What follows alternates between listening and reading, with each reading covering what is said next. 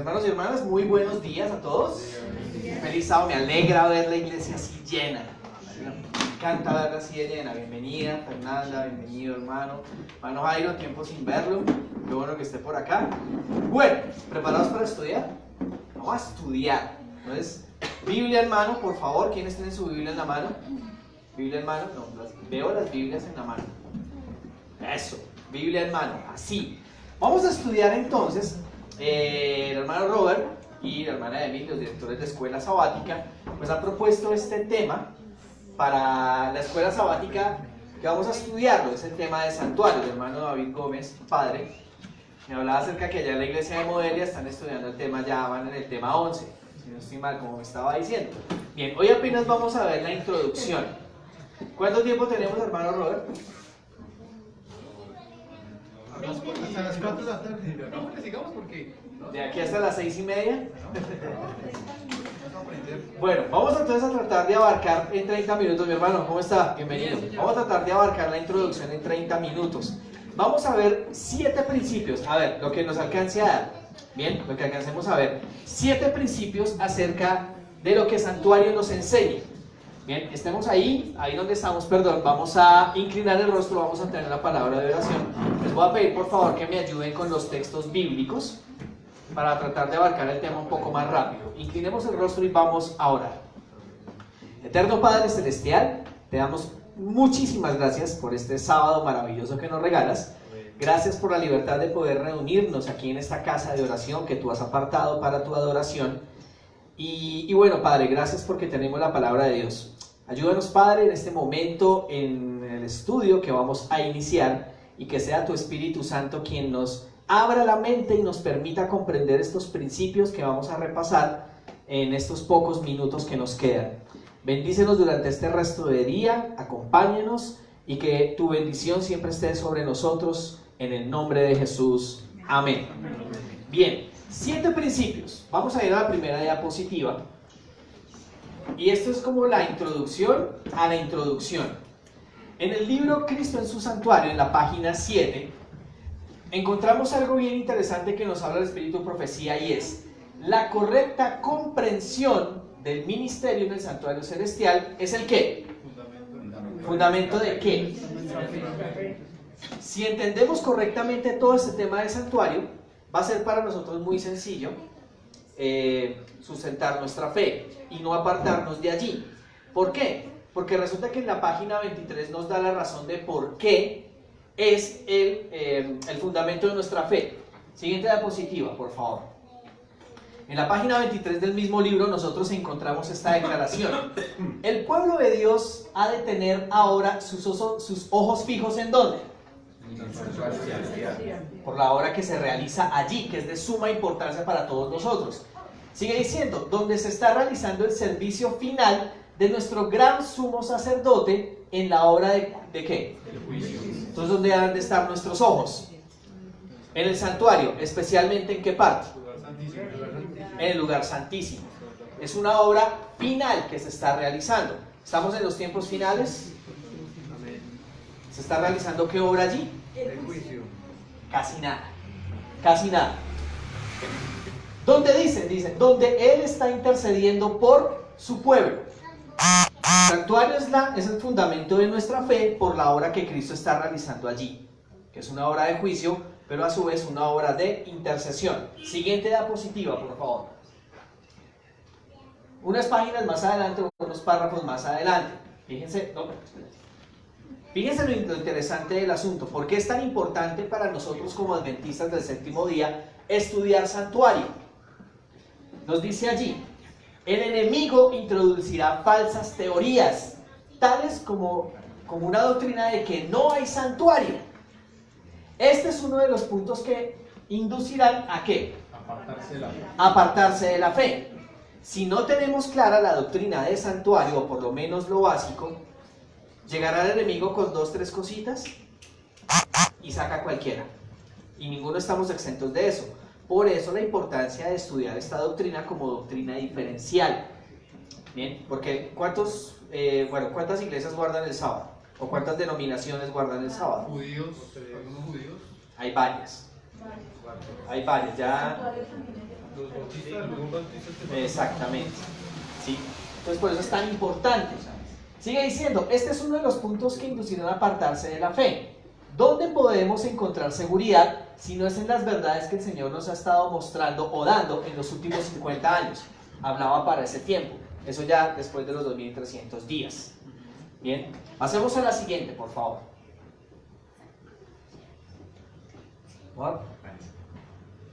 Perdón, hermana Vanessa. Todos necesitamos tener en mente el tema del santuario. ¿Cuántos? Todos. ¿Solo los pastores? ¿Solo los ancianos? Todos necesitamos tener en mente el tema del santuario, nos dice allí. Dios prohíbe que la charla que procede de labios humanos cercene, ¿qué es cercenar? Cortar, amputar, también significa que los labios humanos corten, cercenen la creencia de nuestros hermanos en la verdad que hay un santuario en el cielo y de que un modelo de ese santuario se construyó en la tierra. El Señor desea que su pueblo se familiarice con ese modelo, palabra importantísima que vamos a estudiar hoy. Me salto diciendo, debemos mantener nuestra mente vigorizada por la oración y el estudio de la palabra de Dios, de modo que podamos captar las verdades o estas verdades que están en el santuario. ¿Es importante esta doctrina? Es de suma importancia. ¿Por cuánto tiempo la vamos a estudiar? Hasta que terminemos estudiando. Por toda la eternidad, mis hermanos. Porque como allí está resumido el plan de salvación, ¿hasta cuándo lo vamos a estudiar? Por toda la eternidad, dice el Espíritu de Profecía. Bien, siguiente. Es que ir cuadran con tiempo. Vamos entonces a estudiar el primer principio.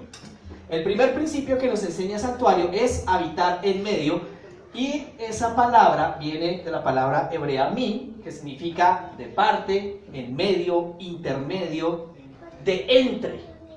También significa esa palabra hebreo, lo que en inglés también se diría como among, que sería en medio de. Entonces, el primer principio lo encontramos allí. Voy a repartir los versículos bíblicos. Éxodo 25:8. ¿Quién levanta su mano? Ruth. Por eso le damos espacio a los demás. Juan 1:14. Sami. Apocalipsis 21:3. Hermana Miriam. Vamos entonces a leer estos tres primeros versículos. Éxodo 25:8, Juan 1:14 y Apocalipsis 21:3. Éxodo 25:8. Dice la palabra de Dios: y me harán un santuario y habitaré entre ellos. ¿Me harán un santuario para qué? Para habitar entre ellos. ¿Cuál es el propósito del santuario entonces? Que Dios habitara en medio de su pueblo o entre su pueblo.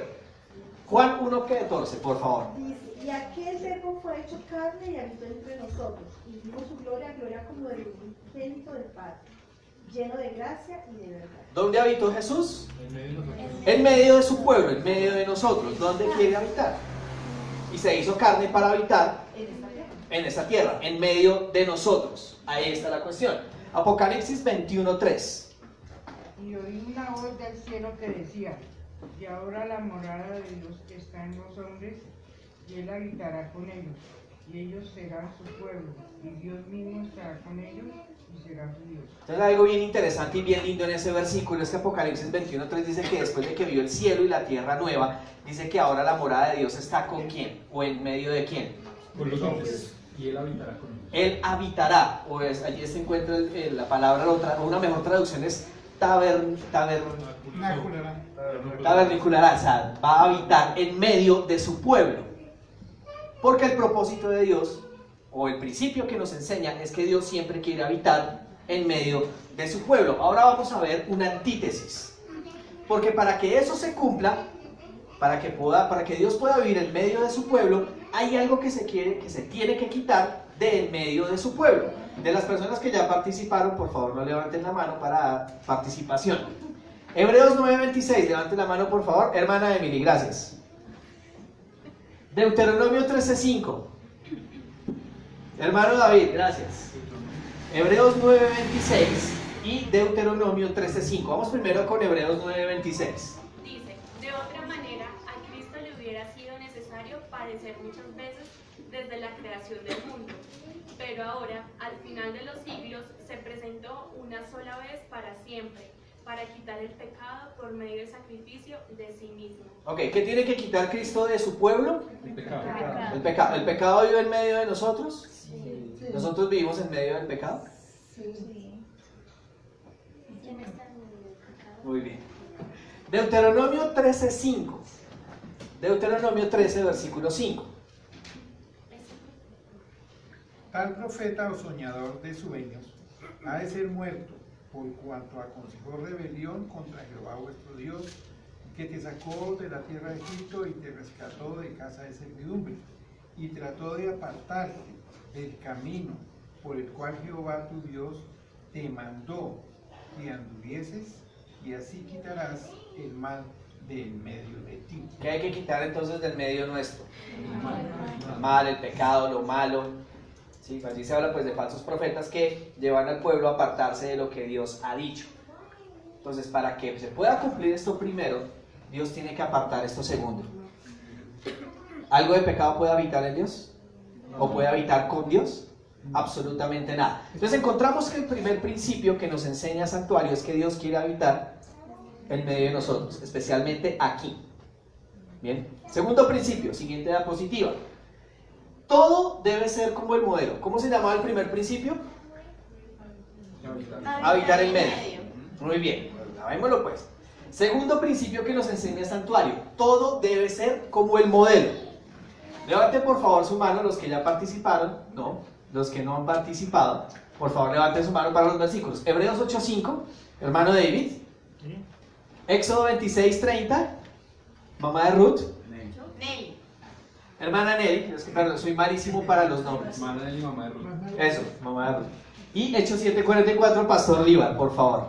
Entonces, Hebreos 8:5. Segundo principio, todo debe ser como el modelo. Hebreos 8, versículo 5. Dice, estos sacerdotes sirven en un santuario que es copia y sombra de lo que hay en el cielo. Por eso, Dios dijo a Moisés cuando iba a levantar el santuario, haz todas las cosas conforme al modelo que te fue mostrado en el monte. Listo. ¿Cómo lo hizo Moisés? Copia. Conforme al modelo que Dios le mostró. Bien, vamos al segundo texto. Éxodo 26, versículo 30. Y construirás el santuario conforme al modelo que te fue mostrado en el monte. ¿Cómo debía construirlo Moisés? ¿Conforme a qué? Al modelo. Conforme al modelo. Vamos a grabar eso. Medio del plano. Vamos a grabar esa partecita, esa expresión. ¿Cómo te fue mostrado? El modelo, según el modelo. Hechos 7:44, por favor. Tuvieron nuestros padres el tabernáculo del testimonio en el desierto, como había ordenado Dios cuando dijo a Moisés que lo hiciera conforme al modelo que había visto. Entonces allí encontramos algo bien interesante. ¿Quién le mostró a Moisés cómo tenía que hacerse el santuario? Dios mismo. Todo debía hacerse conforme al modelo. Ahora, este principio nos deja algo claro y es que toda nuestra vida cristiana debería ser como el modelo. Como el modelo que Dios. ¿Dónde está el modelo? ¿Sí o no?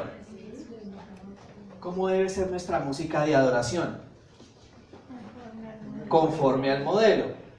El Espíritu Profecía dice que nuestros cantos deberían asemejarse a ¿cuál? ¿O a quién? Al de los ángeles.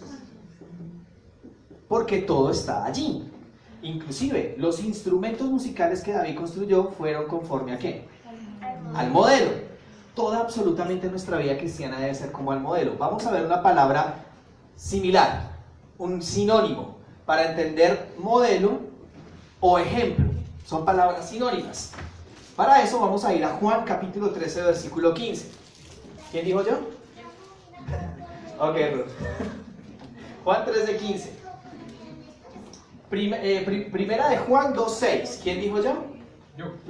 Hermano David. Y primera carta a los Corintios, capítulo 10, versículo 11. Fernanda, listo. Juan 13:15. Juan 13:15, dice la palabra de Dios, ejemplo os he dado, para que como yo os he hecho, vosotros también hagáis. Bien, ¿quién dijo eso? Jesús. Lo dijo Jesús. Y Jesús dice, yo les he dado ejemplo, yo les he dado el modelo. ¿Cómo debemos seguir nuestra vida? Según el modelo. como lo ha dicho Cristo. Primera de Juan 2:6. El que dice que está en él debe andar como él anduvo. ¿Como quién? O sea que si nosotros decimos que somos cristianos, ¿cómo deberíamos andar? Como Cristo anduvo, porque ¿quién es el modelo de nuestra vida? Cristo Jesús. ¿Y el santuario de qué es modelo? El santuario celestial. Juan 13:15. Sí, pero vayamos más allá de simplemente los muebles. El santuario, ¿a quién me muestra? ¿A quién me lleva? A Dios. A toda su obra. Toda la obra de Cristo Jesús, Sí, que nos dirige al Padre. sí, vamos bien. El santuario también refleja a Cristo. Todo el santuario me refleja eso, que ese va a ser el siguiente principio, pero pues todavía no nos vamos a saltar allá. Primera carta a los Corintios 10:11. Ahí es un poquito una antítesis de esto que estamos viendo. Primera carta a los Corintios 10, versículo 11. ¿Fernanda? Sí. Esa es la primera vez. 10:11. Y estas cosas les acontecieron como ejemplo y están escritas para amonestarnos a nosotros, a quienes han alcanzado los fines de los siglos. ¿Está hablando de cuál historia? ¿O estas cosas fueron dejadas como ejemplo? Las de Moisés. Todo lo que pasó con el pueblo de Israel. El versículo 6, lo pueden comprobar allí, dice que toda la historia del pueblo de Israel nos fue dejada como ejemplo para que no hiciéramos lo malo como lo hicieron ellos. La antítesis de esto nos dice que precisamente nosotros no podemos repetir lo que hicieron ellos, que esa es la idea. Por eso toda la historia del pueblo de Israel fue consignada en las Escrituras, es decir, que ese es el modelo que no deberíamos seguir. Debemos seguir el modelo que está en Cristo. Y allí ese es el segundo principio que nos enseña el santuario. Primer principio, ¿cuál fue? Habitar en medio. Segundo principio, todo debe ser como el modelo. Muy bien. Vamos al tercero. Vamos avanzando rápido. Por favor, me avisan si me voy pasando de tiempo para cortar. Tercer principio. Todo nos lleva a Cristo. Nuevamente, Hebreos 8:5. ¿Quién dijo yo? Dice ya mi hermana Sami. Colosenses 2:17. Ok, Ruth. Juan 5:46. Gracias, Robert. Listo, primera. Hebreos 8:5. Todo nos lleva a Cristo. Dice, los cuales sirven de bosquejo y sombre de las cosas sombra de las cosas celestiales, Ajá. como fue respondido a Moisés cuando había de acabar el tabernáculo. Mira, dice, haz todas las cosas conforme al dechado que te ha sido mostrado en el monte. Entonces, todo era sombra. Vamos a hacer un ejercicio ahí donde están. Vamos a extender la mano y vamos a mirar nuestra propia sombra. Si alcanzamos a ver nuestra propia sombra. Ahora, ¿la sombra de las manos de cada uno nos muestra la realidad? No me está mostrando en sí cómo es mi mano, los detalles de la mano, pero sí me muestra alguito. La forma. Entonces, santuario y todo lo que allí pasaba era solo una sombra de lo que Cristo vendría a hacer. La realidad es la que se está viviendo ahorita. La realidad fue lo que Cristo vino a hacer en este momento hasta que resucitó, y ahora lo que está haciendo en la administración del santuario celestial. Pero eso lo vamos a ver en detalle posteriormente. Apenas estamos viendo la introducción. Colosenses 2:17. Todo esto era obra de lo que iba a venir, pero la realidad es Cristo. Entonces todo el sistema que se veía allí en el santuario era solo una sombra. Pero ¿cuál es la realidad? La de Cristo. Cristo. ¿Y qué está haciendo Cristo ahorita? Intercediendo por nosotros. Dos cosas. Una, ya habían nombrado. La otra, juicio. Intercesión, juicio. No olvidemos esa parte. Juan 5, versículo 46. Porque si vosotros creyeseis a Moisés, me creeréis a mí, porque él escribió de mí. ¿De quién escribió Moisés? De Jesús. O sea que todo lo que escribió Moisés, ¿a quién apuntaba? A Jesús. ¿Todo? Todo. Sí, todo. Desde el cielo. Entonces, ¿quién pronunció los 10 mandamientos en el monte Sinaí?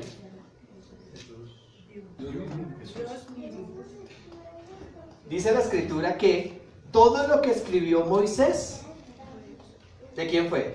De Jesús. De Jesús. ¿Quién pronunció los 10 mandamientos en el monte Sinaí? Jesús.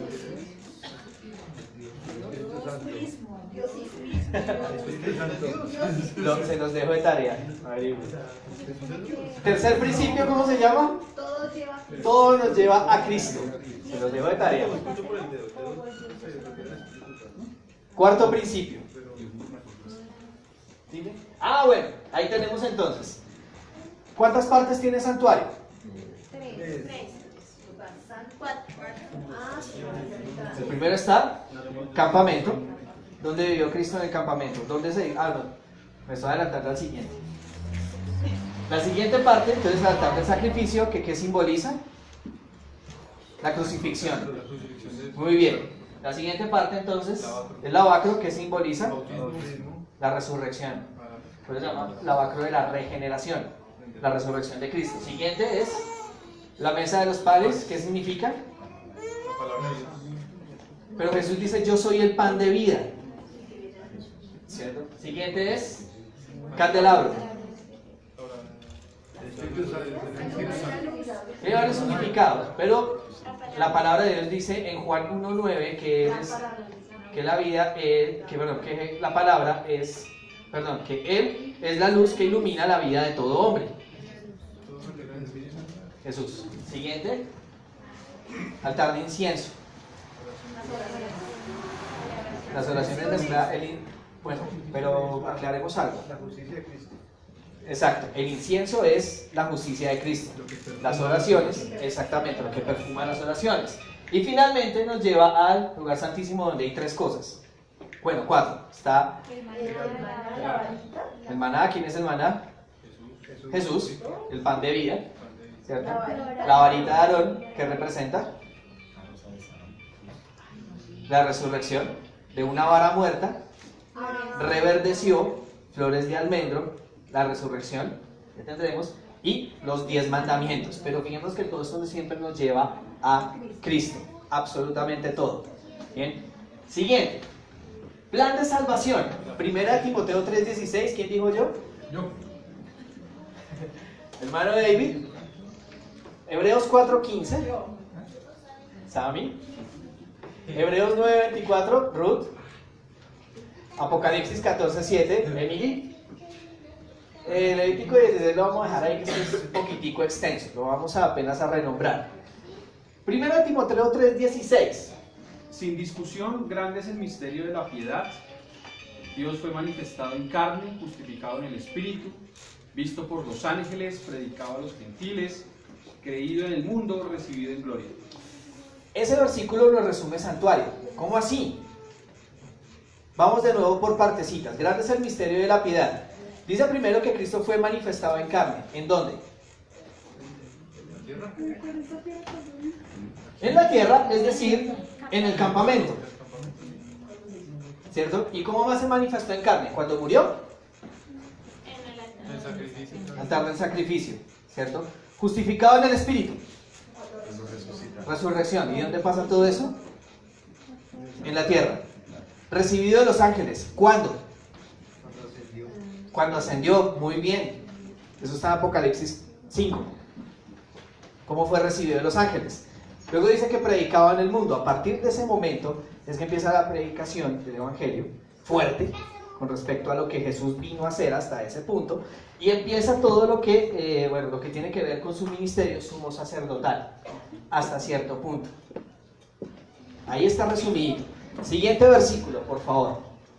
Hebreos 4:15. Nos dice, porque no tenemos un pontífice que no se pueda compadecer de nuestras flaquezas, mas tentado en todo según nuestra semejanza, pero sin. Listo. Sumo sacerdote, ¿a dónde nos apunta? No, ¿a dónde? No a quién, sino a dónde. Sumo sacerdote al cielo.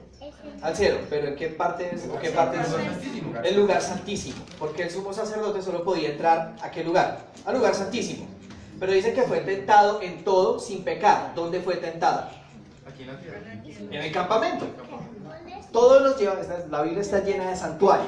Siguiente, Hebreos 9:24. Porque Cristo no entró en el santuario hecho por mano de hombre, que era solo copia del santuario verdadero, sino que entró en el mismo cielo donde ahora se presenta por nosotros ante Dios. ¿Y en qué parte del santuario nos indica eso? ¿En qué parte? ¿Intercede a dónde? ¿En qué altar? El lugar santísimo. Altar de incienso.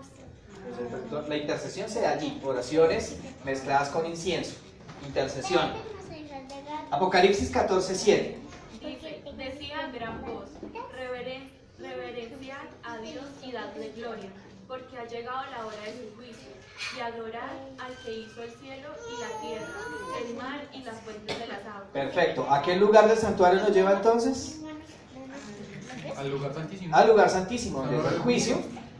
Se hace un especial énfasis en los mandamientos, se hace un énfasis en los mandamientos, pero especialmente en el cuarto mandamiento donde se muestra a Dios como creador. La adoración.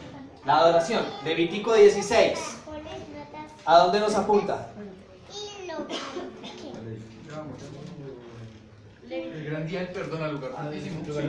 Sí. Claro, el día de la expiación. Y escatológicamente, ¿en qué día estamos viviendo? El día de expiación. Día de expiación. Cuarto principio entonces nos muestra el plan de salvación. Vamos al quinto rápidamente. Por ahí tenemos la manifestación en carne, justificado en el Espíritu, recibido de los ángeles. El quinto. El libro de Apocalipsis es un recorrido completo por el santuario. Apocalipsis 1:18. ¿Quién dijo yo? Fernanda. Apocalipsis 5:8 y 12. Ruth. Yo. Apocalipsis 1:17 y 18. Robert. Apocalipsis 4, versículos 1 al 5. Hermano Dave. Altar de incienso. Apocalipsis 6:9, hermana Colombia. Apocalipsis 1, 12 y 13. Sami. Apocalipsis 7, versículos 1 al 3. Emily. Apocalipsis 11, 19. Hermana Nelly. Y finalmente Apocalipsis 15, versículos 5, 6 y 8. Gracias, Pastor Niva. Amén. Listo, vamos a empezar. Hermana Miriam, con su merced terminamos con Apocalipsis 21, versículos 1, 3 y 5. Entonces empezamos. Apocalipsis 1:18. Y en que vivo y estuve muerto, mas he aquí que vivo por los siglos de los siglos. Amén. Y tengo las llaves de la muerte y del Hades. Dice que entonces está vivo, pero murió. ¿Y dónde murió? Aquí en la En tierra. la tierra. Y en el parte del santuario sería en el En el altar. ¿Campamento? campamento. Vivió, pero estuvo muerto. Campamento. Bien. Y vamos a hacer algo interesante, y es que en el sistema de santuario todo empieza en el campamento y termina en el campamento. Todo termina así tal cual. Vamos a ver ese ciclo. Al final, Apocalipsis 5, versículos 8 y 12. Cuando tomó el libro, los 4 seres vivientes y los 24 ancianos se postraron ante el Cordero. Cada uno tenía un arpa y una copa de oro llena de incienso, que son las oraciones de los santos. Versículo 12. Decían a gran voz: el Cordero que fue muerto es digno de recibir poder y riquezas, sabiduría y fortaleza, honra, gloria y alabanza. Amén. Y dice que el cordero que murió, altar de sacrificio. Siguiente, lavacro, Apocalipsis 1, versículos 17 y 18. Cuando lo vi, caí como muerto a sus pies, pero él puso su diestra sobre mí y me dijo: no temas, yo soy el primero y el último. Yo soy el que vivo, estuve muerto, pero ahora vivo por los siglos de los siglos, y tengo las llaves de la muerte y del sepulcro. Y ahora vivo por los siglos de los siglos. Murió, resurrección, y va a volver a morir de aquí en adelante. Eterno, no es eterno. Bueno, de ese tiempo en adelante, No. una sola vez murió y resucitó. Lavacro. Mesa de los panes y las cortinas llenas de ángeles y querubines. Apocalipsis 4, versículos 1 al 5. Apocalipsis 4, versículos 1 al 5. Dice: después de esto vi una puerta abierta en el cielo, y la primera voz que yo había oído, que hablaba como trompeta, me dijo: sube acá y te mostraré lo que ha de suceder después. Al instante fui un espíritu, vi un trono en el cielo y uno sentado sobre él. El que estaba sentado tenía la apariencia del jaspe y la coralina, un arcoíris semejante a la esmeralda rodeaba el trono. Y alrededor del trono había otros 24 tronos, y sentados sobre ellos 24 ancianos vestidos de blanco con coronas de oro en sus cabezas. ¿Hasta el 5? Hasta el 5. Del trono salían relámpagos, truenos y voces. ¿Tenía que leer qué capítulo? De capítulo 4 de Apocalipsis, versículos 1 al 5. Del trono salían relámpagos, truenos y voces. Ante el trono ardían 7 lámparas, de fuego, que son las 7 espíritus de Dios. Entonces fijémonos en algo interesante. ¿Qué estaba delante del trono? Dice que había 7 lámparas. ¿Esas 7 lámparas qué son? Los 7 espíritus de Dios. Sí, pero en el santuario, ¿qué mueble había con 7 lámparas? El candelabro. El candelabro. ¿Y frente al candelabro qué había? La mesa de los panes. La mesa de los panes. Si está diciendo que esas 7 lámparas estaban frente al trono, ¿cuál es el trono? La mesa de los panes. ¿Y quién los panes? ¿Y quién es el pan de vida? ¿Pero cuántos panes había? 12. Uno por cada 2 columnas de 6. Uno estaba sentado en el trono. ¿Quién era? El Padre. Y en el capítulo 5 dice que luego llegó Jesús. Vino y tomó el libro de la mano derecha. Vino y tomó el libro de la mano derecha. O sea que en ese trono, ¿quiénes están? Ahora, Padre. el Padre y el Hijo. El Padre y el Hijo. La mesa de los panes es el trono. Entonces ahí lo tenemos. ¿Y qué había alrededor del trono? Ángeles. Ángeles, los 24 ancianos. Y también ¿qué había más? Los querubines y serafines. Recuerden ustedes que el santuario, cuando Dios lo mandó construir, le dijo que las telas y las paredes debían estar llenas de querubines bordados. Eso era una representación entonces del trono, del cielo. ¿Cómo está el trono? Altar de incienso, Apocalipsis 6:9. ¿Quién lo tiene?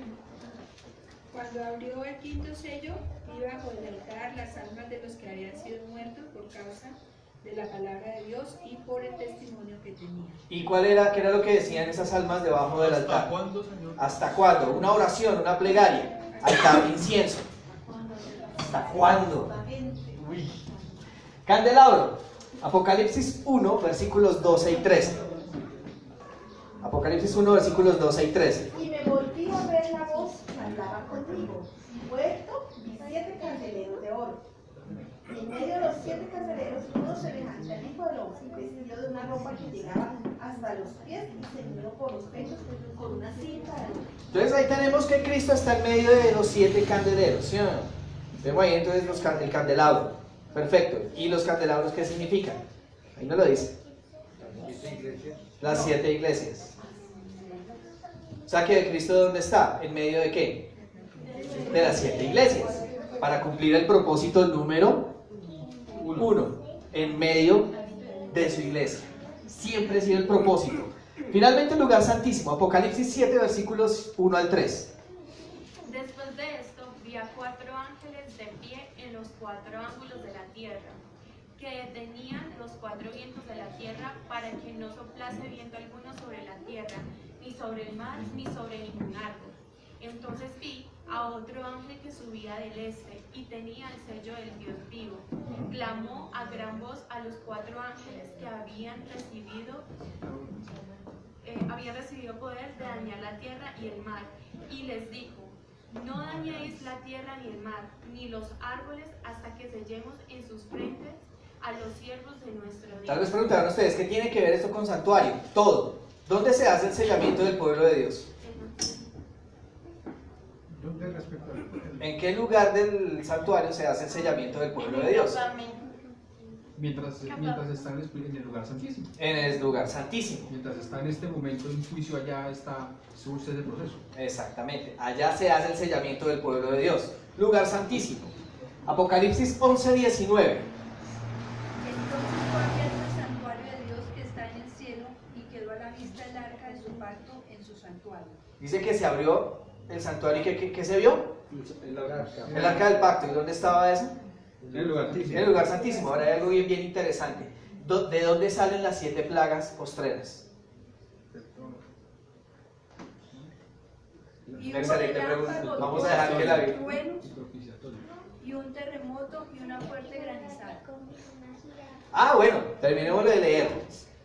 Porfa, de nuevo, porque es muy importante esa parte de que hubo. Volvámoslo a leer, porfa. Entonces fue abierto el santuario de Dios que está en el cielo y quedó a la vista el arca de su pacto en su santuario. Y hubo relámpagos, voces y truenos, y un terremoto y una fuerte granizada. Entonces miremos algo interesante. Resulta que aquí yo señalo al lado de este versículo 11:19, señalo algo. Éxodo 19. Resulta que cuando Dios bajó en el monte Sinaí, ¿qué se escuchó? Relámpagos, truenos. El capítulo 20 y el versículo 18 dice que el pueblo lo único que podía percibir eran truenos, relámpagos, pero no percibían la voz de Dios. Interesante, bastante interesante. Lo estudiaremos después en un tema que se llama cómo el pueblo de Israel cumple los pasos del santuario. Lo veremos después. Ahora, ¿de dónde salen las 7 plagas postreras? Dejemos que la Biblia conteste. Apocalipsis 15, versículos 5 y 6, y luego el versículo 8. Apocalipsis 15, versículos 5 y 6, y luego el versículo 8. Después de estas cosas miré y fue abierto en el cielo el santuario del tabernáculo del testimonio. Del templo salieron los 7 ángeles con las 7 plagas, vestidos de lino limpio y resplandeciente, y ceñidos alrededor del pecho con cintos de oro. Y el templo se llenó de humo por causa de la gloria de Dios y por causa de su poder. Nadie podía entrar en el templo hasta que se cumplieran las 7 plagas de los 7 ángeles. ¿De dónde salen las 7 plagas? El santuario. ¿Pero de cuál santuario? Esta palabra santuario, la palabrita en griego, hace significar únicamente el lugar santísimo. Esta palabra aquí, lo mismo que en Apocalipsis 11, porque dice que el santuario fue abierto y que se vio El arca. el arca. ¿Y el arca dónde estaba? En el lugar santísimo. Y dice aquí que se abrió ese santuario, esa misma palabrita, templecito, sería otra traducción en el español, dice que de allí salieron las 7 plagas. Y dice que el santuario se llenó de humo. ¿Cuándo pasaba eso? ¿O exactamente en qué momento el templo se llenaba de humo? Cuando la presencia de Dios llegaba allí. Cuando la presencia de Dios llegaba allí. Pero para que la presencia de Dios llegara allí, el día de expiación terminaba. Sí, estaba Terminaba. todo el pueblo puro. Exactamente. Terminaba el tiempo de gracia. Entonces Cristo termina su tiempo de gracia, el pueblo es sellado, salen las plagas, ¿y qué más? Se viene la gran prueba. El que es puro, siga puro todavía. Y sucesivamente, ya no hay nada más que hacer. Pero todo esto pasa en el lugar santísimo. Entonces, principio número 5, todo el libro de Apocalipsis es un recorrido por el santuario. ¿Cómo vamos de tiempo? ¿Terminamos hasta ahí? ¿Qué horas son? ¿Ya? Robert, lo que usted diga.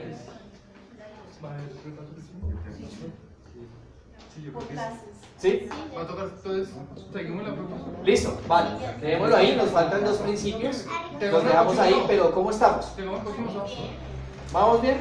Y es apenas la introducción, por eso no se puede tener media hora. Es que santuarios. Ok, perfecto. Hicimos otro sábado entonces con esos 2 principios y ahí sí ya damos tiempo, pero santuario es un tema el que más me apasiona, personalmente es el que más me apasiona. Pero bueno, oremos ahí donde estamos para terminar y dar todo ese espacio a los repasos de lección de escuela sabática. Oremos. Padre Celestial, gracias por estas pequeñas lecciones que nos das, estos pequeños principios. Te rogamos, Padre, que esto que estudiamos quede en nuestras mentes, en nuestros corazones, y que nos ayudes a ver en cada parte de tu palabra, en cada parte de la Biblia, toda la relación con santuario, que nos ayudes a fijar nuestros ojos allí donde Cristo está intercediendo por nosotros, pero, Padre, tampoco que nos olvidemos que estamos en un momento de juicio, en una obra de juicio. Ahora que vamos a hacer el repaso de la lección, te pedimos, Padre, que unjas con tu Espíritu Santo a cada maestro para que nos permitas ampliar lo que estudiamos durante la semana en la lección. Por favor, bendícenos, acompáñanos. Gracias por la presencia del pastor Rival y gracias por la presencia de todos los que están aquí en este momento. Y por favor, Padre, que tu favor nunca se aparte de nosotros. En el nombre de Jesús lo pedimos. Amén. Amén. Hermanos, muchas gracias. Diga.